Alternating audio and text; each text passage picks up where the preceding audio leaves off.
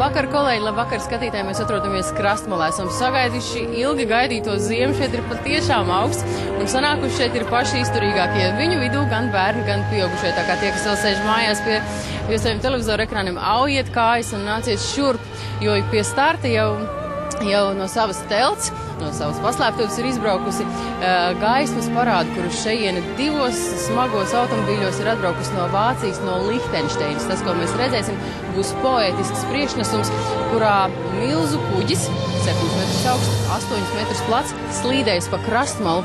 Uz tā atradīsies karaliska paskata sniega karalienes, un tam sekos sudraba zvaigznes un sniega karaļi, kas kādu skatītāju varbūt priecēs, kādu varbūt arī nobiedēs, jo šie tēli ir patiešām lieli. Tie ir režisora Dirka Grünunga fantāzijas augļi, kā viņš saka. Viņš tos nav ne no kurienes aizņēmies, bet pats izdomājis. Priekšnesums patiešām solās būt fantastisks, poētisks un sirreāls. Es domāju, pēdējais brīdis pievērsties priekšnesumam, jo tur jau viņš nāk.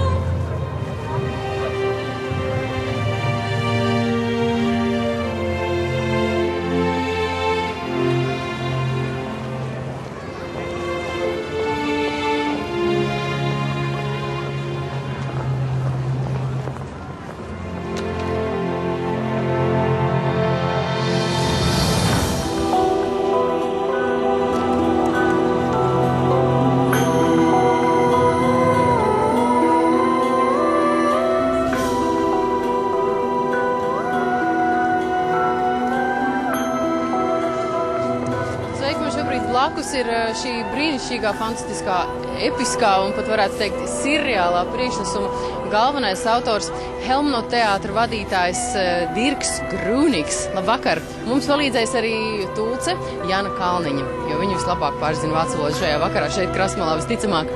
Sakiet, lūdzu, Grūnīkungs, stāstiet, kāds ir šī priekšnesuma stāsts, vai mums ir tajā jāskat kāds īpaša leģenda, ko nozīmē šie milzīgie tēli, 4-metrīgās sniega karalienes un sniega karaļi? So, was bedeutet, was ist der Story über diese Lichterparade und was bedeuten die große Figuren, was wir heute hier sehen? Also wir haben uns Gedanken gemacht, was wir zur Eröffnung in Riga für ein poetisches Spektakel inszenieren können. Mēs ilgi domājām, ko mēs varētu šeit Rīgā uz kultūras gada atklāšanu kādu poētisku inscenējumu izveidot. Wir haben ja verschiedene Komponenten, die mit der Stadt zu tun haben, zusammengeführt. Un mēs esam apvienojuši vairākus komponentus, kas mums ar Rīgu asociējās. Das Wasser, der Fluss, der wunderschöne. Jā, brīnišķīgā upe Daugava. Der kalte Winter. Augstā ziema. Und die Poesie dieser Stadt. Un šīs pilsētas poetiskā daba. Und von dem her haben wir dieses große Lichtschiff, was sich die Farben illuminiert.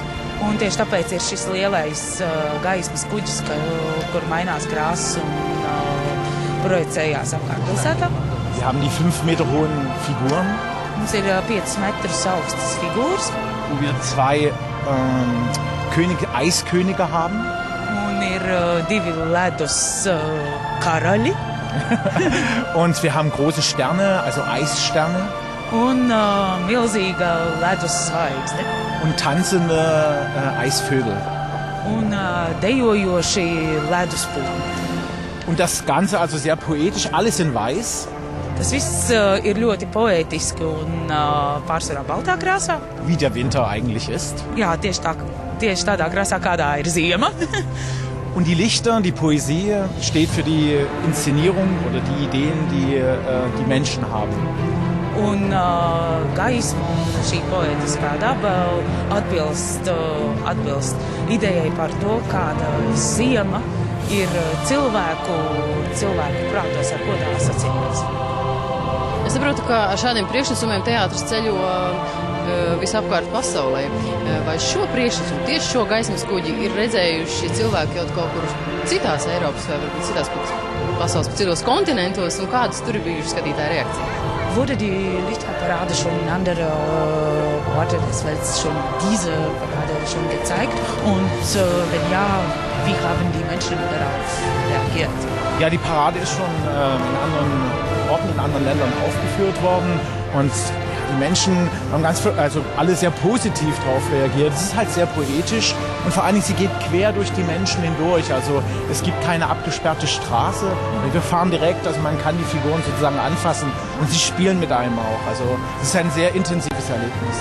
Jā, tā ir ļoti intensīva pieredze, jo tas notiek atvērtā telpā. Tas ir, jā, šis priekšnesums, šī gaismas parāda ir jau rādīta citās vietās, un cilvēki reaģē ļoti pozitīvi. Tieši tāpēc, ka nav norobežotas, ielas nav norobežotas, tu principā vari pieskarties tām figūrām, un tieši tāpēc cilvēki reaģē ļoti pozitīvi, un tas viņiem ir ļoti liels emocionāls pārdzīvojums. Pastāstiet nedaudz par saviem māksliniekiem. Es saprotu, ka jūs šeit esat atbraukuši kopskaitā 15 cilvēki, vai mākslinieki, dejotāji, aktieri ir arī tie, kuri ķeras pie āmuriem un naglām, lai sastutētu kopā šo lielo objektu? Haben die Künstler auch selber physisch teilgenommen, so ein riesengroßes Schiff zu bauen und auch selber Hammer und Nagel in die Hand genommen? Also wir sind eine der größten freien Companies in Deutschland. Also wir kriegen kein Geld vom Staat. Helmut teātris ir viena no lielākajām brīvajām aktieru kompānijām Vācijā, un tas nozīmē, ka viņi no valsts nesaņem nekādas subsīdijas, nekādu naudu. Und zu Hause haben wir verschiedene Werkstätten, wo alles gebaut wird. Also wir haben eine Schneiderei, eine Metallwerkstatt, Tischlerei etc.